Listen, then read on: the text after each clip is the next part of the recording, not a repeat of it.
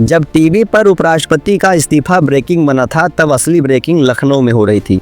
बस किसी ने दिखाया नहीं और किसी ने बताया नहीं। नमस्कार, मैं हूं आपका दोस्त और आप देख रहे हैं वो खबर जो सुर्खियों में नहीं थी लेकिन असल में सबसे बड़ी थी।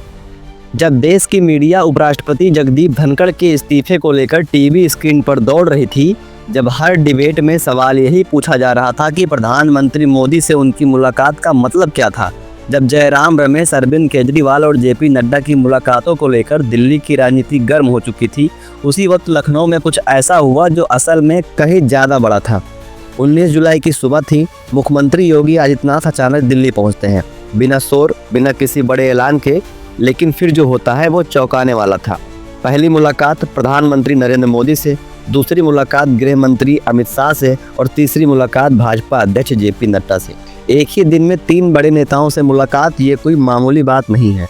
ये साफ इशारा था कि योगी आदित्यनाथ को दिल्ली ने बुलाया था और अब कोई बड़ी बात तय हो रही थी। मुलाकात के बाद जो हुआ उसने सबको चौंका दिया। दिल्ली से लौटते ही योगी आदित्यनाथ लखनऊ में कुछ ऐसा करते हैं जिसकी कल्पना भी नहीं की गई थी। बृजभूषण शरण सिंह, वही नेता जिनके खिलाफ गंभीर आरोप लग चुके हैं, वो सीधे मुख्यमंत्री आवास पहुंचते हैं और योगी से मुलाकात करते हैं। ये तस्वीर सामने आते ही लखनऊ से लेकर दिल्ली तक हर सियासी समीकरण हिल गया। अब सवाल उठते हैं, ये सब क्यों हुआ? बीते कुछ महीनों से खबरें चल रही थी कि योगी आदित्यनाथ और केंद्र की भाजपा के बीच तालमेल नहीं बैठ रहा। विधायकों की बेचैनी बढ़ रही थी। ब्रजेश पाठक हो या केशव प्रसाद मौर्य, दिल्ली में उनके लगातार दौरे इसी का हिस्सा माने जा रहे थे। योगी आदित्यनाथ पर यह आरोप लगने लगे थे कि विधायकों की बात नहीं सुनते और प्रशासनिक अफसरों को ज़्यादा ताकत दे चुके हैं। लेकिन अब कहानी पलट रही है। उत्तर प्रदेश की राजनीति में सालों से एक शब्द चलता आया है, दबदबा। कभी बाहुबली विधायक, कभी क्षेत्रीय नेता, हर कोई अपने इलाके में प्रशासन से ऊपर दिखना चाहता था। लेकिन योगी आदित्यनाथ ने आते ही इस राजनीति पर लगाम कस दी।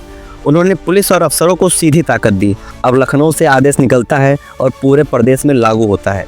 ना कोई विधायक रोक सकता है और ना कोई अपने इलाके का राजा। यही वजह है कि विधायक नाराज हैं, क्योंकि अब वो खुद को कमज़ोर महसूस कर रहे हैं। पहले किसी विवाद पर वो सीधे एसपी और डीएम से मिलकर मामला दबा देते थे। अब वो सीधे लखनऊ रिपोर्ट करते हैं और वहाँ से कार्रवाई तय होती है। और इसका असर चुनाव में भी दिखा। 2022 के विधानसभा चुनाव में दर्जनों विधायक की टिकट काटी गई, क्योंकि योगी का एक ही फार्मूला है, परफॉर्म करो वरना जाओ। इससे सरकार की छवि तो मजबूत हुई, लेकिन विधायकों की राजनीति कमज़ोर पड़ गई। अब फिर वापसी दिल्ली की, जहाँ फैसला लिया गया था। दिल्ली की इन मुलाकातों का नतीजा ये रहा कि योगी आदित्यनाथ को अब फुल पावर मिल चुका है। प्रदेश अध्यक्ष कौन होगा, अब ये फैसला भी उन्हीं के हाथ में है। अमित शाह संसद में खुलेआम बोल चुके हैं, तीसरी बार भी योगी मुख्यमंत्री होंगे। यह बयान साधारण नहीं था, ये संदेश था। बृजभूषण जानते हैं कि बेटी की राजनीति चलानी है तो मुख्यमंत्री से दूरी ठीक नहीं। इसलिए वही नेता जो कभी तनकर खड़ा रहता था, अब खुद योगी के घर तक पहुंच गया। ये सब घटनाएं संकेत हैं कि उत्तर प्रदेश की राजनीति में अगला दौर योगी के नाम पर ही चलेगा। दिल्ली से लेकर लखनऊ तक जो भी समीकरण बनेंगे, उनमें योगी आदित्यनाथ की राय अब निर्णायक होगी।